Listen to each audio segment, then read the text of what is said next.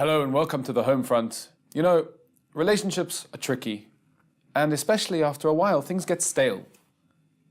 In the beginning, we have so much to talk about, and everything is new and fresh.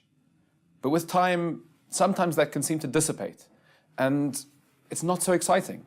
It doesn't seem to be what it was in the beginning. How do we deal with that? Why does it happen? We're very honored to have with us today Rabbi Abramov. I wonder, Rabbi, could you share with us maybe some of your thoughts? Okay, shalom to all. There used to be a term called the 7-year itch. And this goes back maybe 30, 40 years ago, where sociologists tracked that marriages started running out of steam after 7 years. More recently, there was a study and they determined that the numbers dropped to about 2 years. After 2 years, things start petering out. And that really is something very of grave concern to a couple. Remember, a couple come into marriage with maybe sometimes over-exaggerated illusions of romance and that life is going to be one long bliss and their love for each other is going to grow and develop. And after a short while, they find that things are just petering out. They're just losing steam. And it's something that needs to be related to. So there was a very great sage called the Chazon Ish. He was one of the great leaders of Judaism here in Israel, going back about 40, 50 years ago, more 60 years ago. And the Chazon Ish gave us a formula. And he said the following. He said that in all human relations, it's the small things that count, that ultimately determine the quality of the relationship. But he said that's in general in human relations.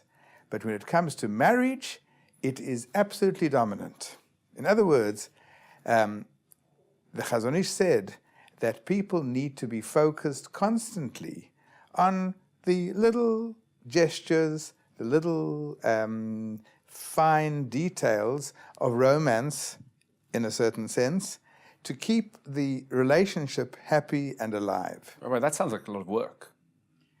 Well, it is a lot of work, in a sense, because someone who is constantly behaving in a forthcoming, sensitive, loving manner towards his spouse, it becomes second nature. And that second nature is something to cultivate. So, of course, it's a lot of work. The dividends are very high because someone who has a fruitful, happy, exciting life at home, his whole functioning on every front is accelerated. He becomes a better father. He certainly will function outside of the home in a much more productive manner. He's a happy man. So it's worth the investment, just pouring some energies into cultivating and developing this relationship. What you're saying is not a popular message. Today, everyone wants everything right now. I want everything just to work. Let's get married right off into the sunset and everything's fantastic. And from now on, we all live happily ever after. Okay. What you're saying is that there is no happily ever after without hard work. People today don't want to hear it, work hard. Yeah, you're right. You hit the nail on the head. One of the great fallacies is all the great novels and movies in the good old days used to end and they lived happily ever after. And as you say, riding into the sunset for a lifelong bliss. And that really is a terrible fallacy. And I think it destroys many, many marriages. People need to understand that it only begins with marriage. In the period of the courting, the couple are getting to know each other, they're experiencing together, having a lot of fun together. And then when they ultimately, so to speak, tie the knot and they get married, it then begins the challenge of keeping this vibrant, alive, and growing. There's a principle in Judaism that if you're not going up, you're going down. There's no such thing. The essential nature of the human being is that there's tremendous dynamism, there's movement all the time, because he's been driven by a very powerful inner soul. And this inner soul doesn't allow someone just to mark time. So if you're not growing and developing, things are inevitably going to start going down. Now, throw into that formula a lot of challenges and issues that go into marriage. There's many common decisions to be made. They're sometimes coming from very different places. There's all sorts of challenges that are presented to marriage. So the key is to keep the momentum moving upwards. And if we again cite the Chazon Ish, it's affected and achieved by a series of small little gestures. Just imagine the following scenario. I once heard from a very great rabbi, an old sage. He heard that I was giving lectures about establishing homes. So he said, I've got a great little anecdote for you. And he told me, he actually showed me, I think it was from a Reader's Digest article, and he showed me that there was a couple in their midlife already. They'd married off their children, and they were both pretty financially stable and settled.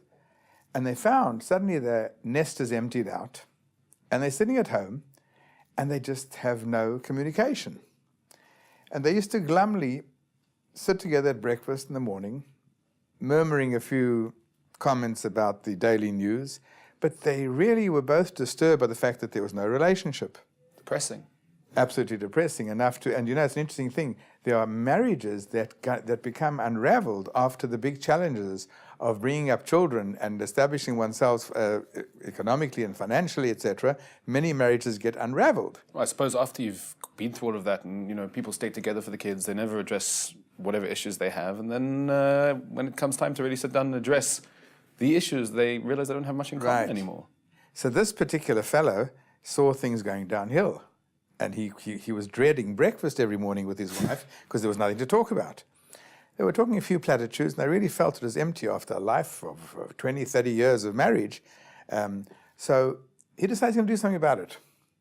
One day he arrived at breakfast, and he said to his wife, you know, dear, I made a calculation that since we're married, you must have folded maybe 20,000 pairs of my socks, and they were ready in my drawer. I never thanked you. Thank you. She looked at him in shock, and, they went on. The next morning he arrived with another gem. He said, I made a calculation how many sandwiches you actually made for me. They were very tasty. I never thanked you. Thank you. She began to think maybe senility is setting in. This poor guy's losing it. But every morning he came up with another gem of something very basic and very, very simple.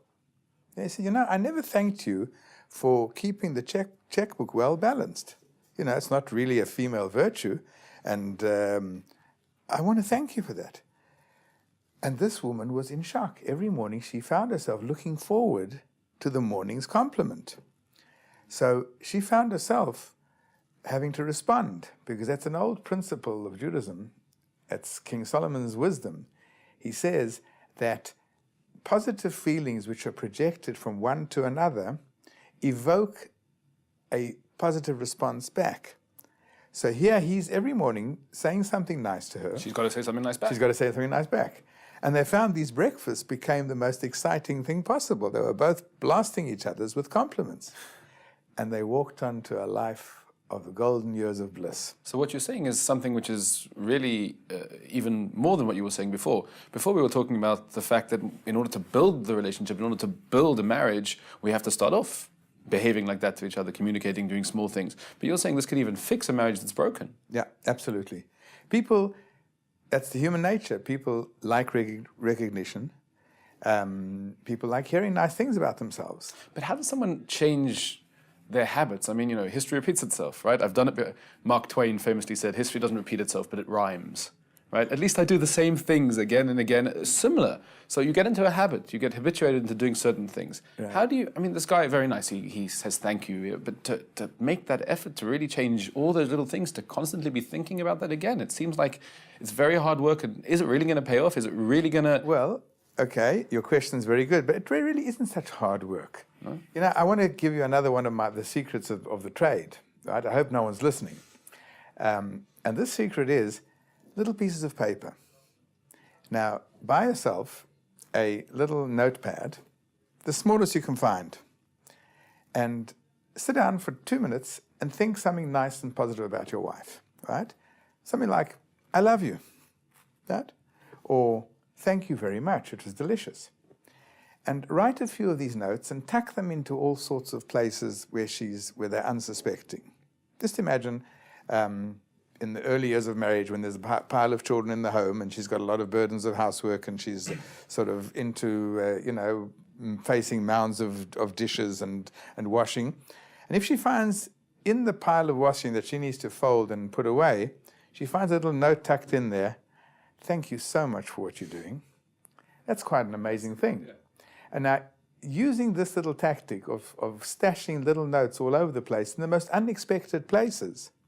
So it's not a great effort, but it's remarkable what it does. So I can imagine how someone will respond. I can imagine having a husband in front of me to whom I'm giving this advice. I can imagine, let's say there isn't that much harmony between husband and wife at the moment. A bit of discord in the house. I can imagine him saying, listen, it's her responsibility. Why should I do all the work? Yeah. Why should I make all the steps towards? Why can't she do something for a change? Okay. So we have to evoke again that principle that one person's positive form of action towards his spouse or whoever it might be will evoke ultimately. The question is, you're asking, who's the catalyst? Who's got to be the leader in this? Mm-hmm. So the Judaism says that this is really the role of the husband. The husband's role is, and it's a very interesting thing, there is a commandment in the Torah which is governing the relationship between husband and wife. And it's a very strange thing. It's a one-sided commandment. Only the husband, is obliged with all the issues of closeness on every level in this marriage. Why isn't it dumped on the women also? That's not fair. Sounds rather sexist. Right. It takes two to tango. So the attitude of the commentaries is that, well, man, by virtue of the fact that he has a certain stability of emotions, he doesn't have built-in areas which could change his mood. So it's been placed squarely on his shoulders. But the moment he begins this process, the response is forthcoming. But he can't say, well, why doesn't she? Now, I suspect my wife, who teaches women about the art of marriage, I suspect she says the other way. And I think that she's telling the women, it's all on your shoulders, lady. So let it be that way. That both husband and wife should feel a sense of responsibility for keeping this marriage alive and vibrant and exciting and fun and profound. And once you have this dynamic flowing between husband and wife, it becomes a natural thing. It just becomes natural. So I advise men. That's my, that's who my audience is usually. So I tell men, guys, just be very, very concerned with the way you with keeping your wife happy and pleased and fulfilled. I'll give you another little trick of the trade. We appreciate all these tricks, Rabbi. Yeah, okay, you'll have to pay for them. But one of the tricks of the trade is there's a little nasty device called the telephone. Now, this device can be a lifesaver, and it's certainly heavily used today. If it's a telephone or if it's sending messages over the over the SMSing or whatever it is.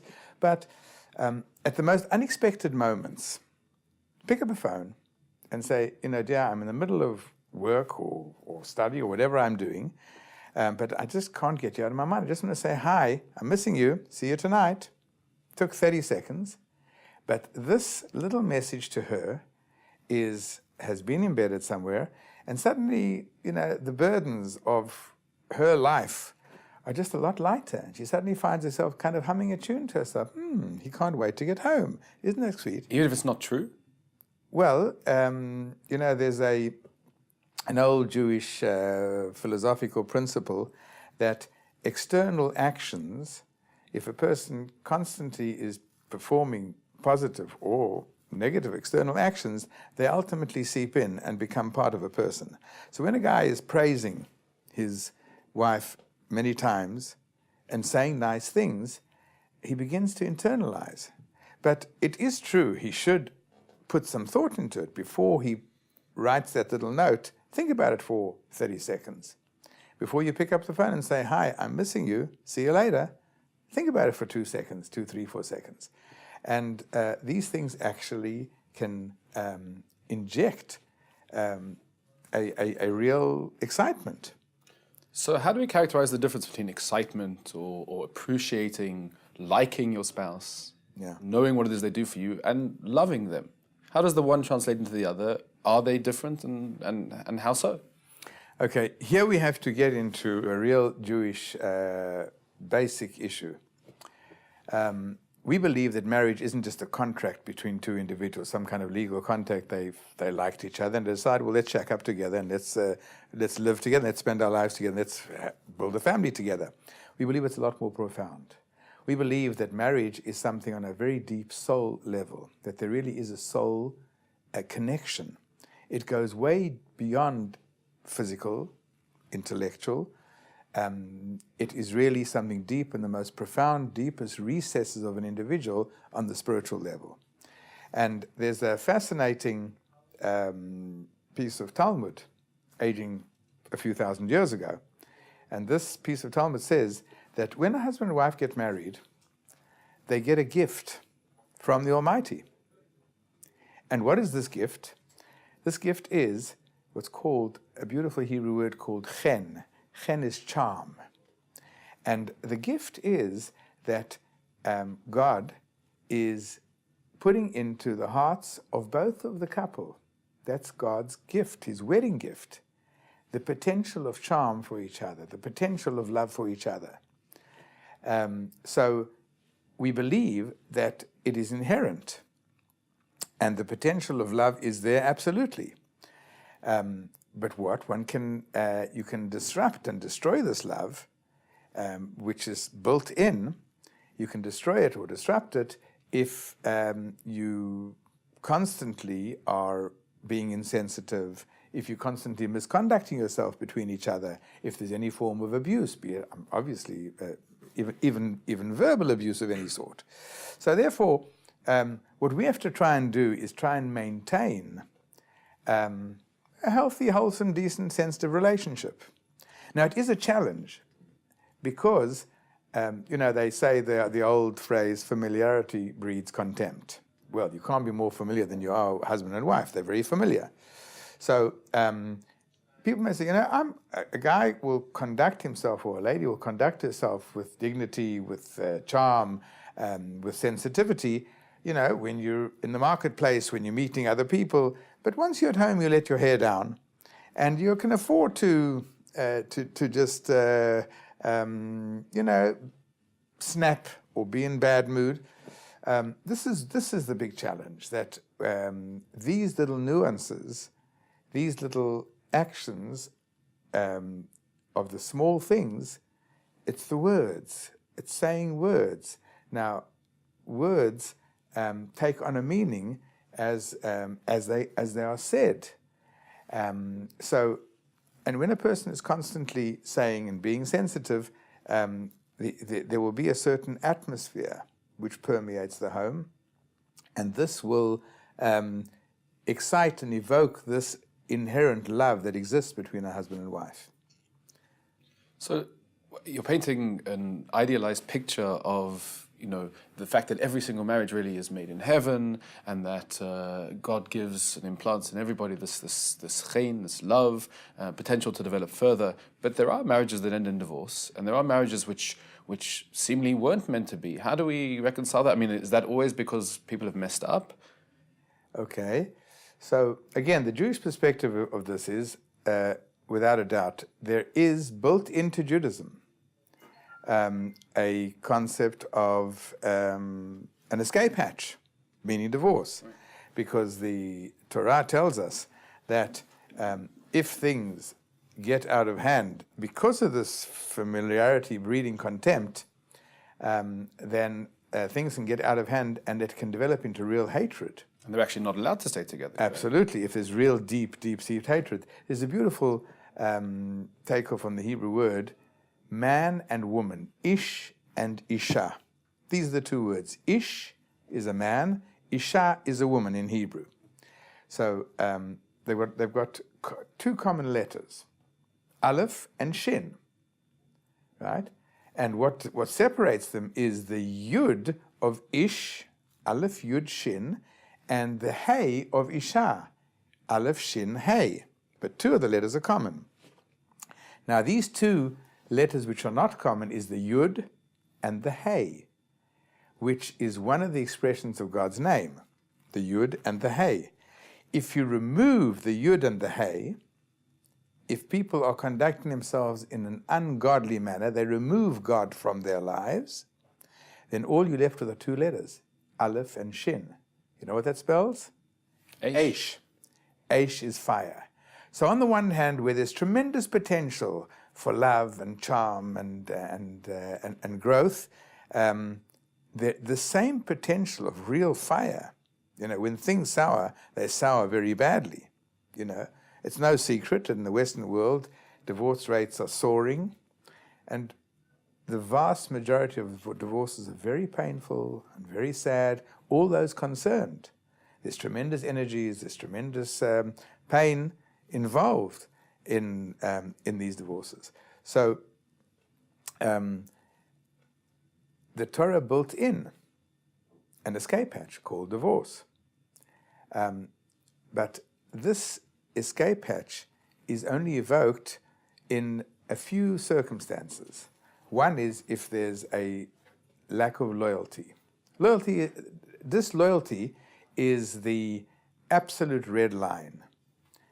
Husband and wife have to understand that they are only for each other, and any form of deep, profound relationship, certainly physical, can only be between husband and wife. Now, the moment one of them crosses that line and there's a lack of loyalty, right, then this is grounds for divorce without a question. So that I think most people would understand. But let's say one of the two is just not happy, or they're just not so happy. Does it really have to be that extreme? Surely, you know, the person has a right to be happy, and if he's not happy, right, okay. So if they pour a lot of energies into the marriage, they can definitely kindle that flame. But it takes you have to do so much energy. It takes an effort. Sure, it takes a great effort. You see, this is based on a very basic premise. And here we're getting very profound and very Kabbalistic. I'm sure our viewers will excuse us. Okay. A little bit of Kabbalistic thought. Okay, so the Kabbalah tells the following, that when God created the world, on the first day of creation, he created all the souls ever to be introduced into the world. And these souls were kept in a place called the treasury of souls. Now, the Kabbalah says that every soul is comprised of two parts. There is the male aspect to that soul, and there's the female aspect to that soul. But they are one whole entity, a male and female aspect to that soul. Soulmates. Soulmates, exactly. And at some point, when the decision of the Almighty is that this soul should be introduced into the world, so the soul is split into two parts, male and female. And not necessarily at the same time. The male soul is introduced into a male embryo, and the female soul is introduced into a female embryo. So they were two halves of a whole, and they're now going their merry way, and they will spend their life, however long it is, until the great marriage matchmaker called God will orchestrate things in such a way that these two souls will actually meet up. And when they meet up, it's a reunion. They were once part of one. And now meeting up, sometimes under the strangest circumstances. Sometimes, I mean, I can tell you some of the wildest stories. They're always the wildest stories. How people meet is always Yeah. strange stories, coincidence after coincidence after coincidence. You want to hear a great one? Sure, why not? Okay. One of the greatest stories that I ever heard took place a couple of 100 years ago. The chief rabbi of Vienna, who was a great sage and a great scholar, and he was already getting on in years. He was respected by all in the town, Jew and non-Jew alike. He had a son who was basically designated as the crown prince. He was going to take over from the father as the next rabbi. This fellow was a very good-looking, very aristocratic, very sensitive, and very clever individual. He had become really a great scholar in his own right. And he and his study partner were standing in the garden of their home, and they were studying. And at the time, this was like a little fiefdom in Europe, when each little city was a little fiefdom. The non-Jewish ruler drove past on his wagon. Sitting next to him was his daughter, the young marriageable girl. And as they rode past on their carriage, she noticed this fellow. And there was something so aristocratic, a handsome young fellow, so aristocratic, that she asked the coach driver to stop, and she riveted her eyes on this man and watched him while he was engaged in this Talmudic discussion with his friend. And then she turned to her father and said, "I want to marry that guy." And her father said, "Shocking, how can you? He's Jewish, we're non-Jews, it doesn't go together." "Absolutely not," and he proceeded. But she had this fellow in mind. And she became, as they say, lovesick for this young man. And she was pining. She stopped eating. And she was pining for this fellow, to the point that it got completely out of hand. The medical advisors of this king said to him, "You have to either succumb to her request or you're going to lose your daughter." So he made a decision on the spot. "I'm going to forcibly take this fellow, force him into a conversion, because obviously she can't marry a Jew, and that way I'll save my daughter." The next morning, we're going to send a garrison of troops to the rabbi's house and forcibly take this young man. There was someone in the court who was close to the rabbi, who was one of the courtiers over there. So he came in the still of night to the rabbi's home and said, "Tomorrow morning, a garrison of troops are arriving to take your son and forcibly convert him and marry him off to this non-Jewish girl." The rabbi was in total shock. What are we going to do? And as he can't resist, it could cause a pogrom. He can't. So they were in tremendous. There was tremendous consternation until the rabbi's wife, smart young lady, or old lady, said, "I've got a great idea. Let's marry him off right now." Because everybody respects that you can't take a married man. Those were the days, huh? Those are the days, that's right. So he said, let's marry him off right now. So, but it's 11, 12 o'clock at night. Where do you find a prospective bride for this young man? So the mother sat and thought, "I've got a great idea. We've got this handmaid called Blumele. And she's an orphan who is the char lady who's working for this, who they graciously took into their home, and she's the servant of the home, Bluma. Let's wake up Bluma and marry Bluma. She's a Jewish girl. Let's marry Bluma off to our son Yitzchak. That is his name." So on the spot, they woke up Bluma and they explained to her what it's all about. And the rabbi performed a proper ceremony of marriage. Bluma married Yitzchak. So the next morning, when the troops arrived, and they said, "We want your son." They said, "What do you want my son for? He's going to marry the king's daughter." "I'm sorry, he's married. He has his wife Bluma." So they had to, go back and relent. And obviously this also would satisfy the young princess because she knows it's unattainable. Those were the days. Those are the days. Okay, so now they come back to Bloomer. The danger has been averted, and they said, okay, Bloomer, now my son is going to give you a divorce document. He's going to hand you a divorce, and you'll be divorced and going back and life back to usual. So Bloomer said, no, he's my husband. I married him last night. Smart girl. So she said, no, Bloomer, that is all just a ruse for this danger. She said, no, absolutely not. Why don't you ask Yitzchak? They went to Yitzchak, and Yitzchak said, listen, I'm going to cause such sadness to a young Jewish girl. We got married. That's what destiny has it. We got married. And Bloomer remained Yitzchak's wife. Now, she bore him 9 sets of twins. And in fact, this became one of the most prominent rabbinic families, called, the Hebrew word for twins are te'omim. And there's many great rabbis around the world who are descendants of these 18 children that Bloomer bore to Yitzchak. Wow.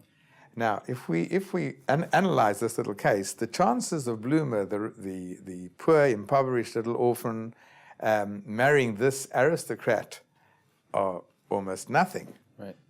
And yet, it was orchestrated that way. And sometimes in the strangest of ways, virtually every couple have their little secret story, how we met unexpectedly, and we never thought.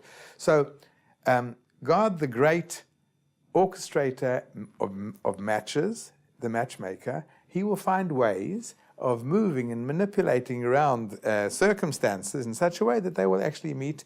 And there's a very great sage called the Ramban, one of the great early philosophers. And the Ramban says, when two people get married, all you're doing is you are evoking the original love that there was between them. And that is the reunion. So now, based on what I'm saying now, marriage seems to be a cinch. Marriages are made in heaven. We truly are, a couple are truly suited to each other. And therefore, the potential is inherently there. And this, coupled with this gift that they're given, that they'll have this great charm and love for each other, it seems all in place. All you need to do to keep this alive and let this grow is constantly be aware and alert of these little subtle nuances, these little subtle expressions, because these expressions are based on big foundations of marriages made in heaven, and that there is a God grace built into the couple. And now they have to just make sure that they conduct themselves properly. Let's say this happened. Yeah. Let's say, the great matchmaker in the sky made the match. Everything was wonderful in the beginning. And it started to get a little tired. They were trying, but, life was busy. There were diapers to change. There were carpools. There were life. The daily, the drudgery and the grind of life got in the way. And they gradually grew apart. They had different interests. Let's say one of them started to take an interest in becoming a little bit more in touch with his Jewish roots, and the other didn't. Or they took on different hobbies, and they really don't have as much in common as they had back when they got married. So they genuinely grew apart. Is that grounds for a divorce? Halachically speaking, the efforts are to try and, if there are no real violation of this marriage, and I say violation of the marriage can be, as we said before, a lack of loyalty, also violence. If people lose themselves and perpetrate violence, there are certain things, extreme situations, which are grounds for divorce, right? But if it's just a question of they kind of just lapsing into going in different directions, efforts should be made, since the potential exists, to try and bring this couple back together. And the Talmud says a fascinating thing, that divorce is legitimate, according to Judaism, but it says, so to speak, God weeps. When a couple get divorced, he says, my handiwork, you guys blew it, so to speak. God says, it says the Mizbeach, God, the altar, so to speak, is weeping. So, of course, divorce is legitimate, but every effort should be expended. And sometimes in a most surprising way, when people are told, you know, start doing things even if they're mechanical, even if initially they don't make so much sense, they don't necessarily reflect my feelings. But if a person uses compliments in a fine way, speaks positive things in a fine way, perpetrates or does gestures which express a certain element of love, so this should begin to restore, because as we said earlier, the external actions have an intense bearing on the actual internal, and love can be ignited and grown, especially since the potential exists there. Thank you, Rabbi. You know, I think one thing that's been very clear throughout our whole talk today, Rabbi, is that marriage takes work. A lot of us are accustomed to thinking that you have a wedding, and that's what we save for it. We spend a lot of money on the wedding, and the whole family comes. But marriage is not a wedding. Marriage is a marriage. It takes effort. It takes constant awareness of the other person's needs on behalf of both parties. And sometimes it's good to bear in mind, in fact, all the time it's good to bear in mind that in our society of easy come, easy go, some things are really worth working on. Thank you, Rabbi. Thank you.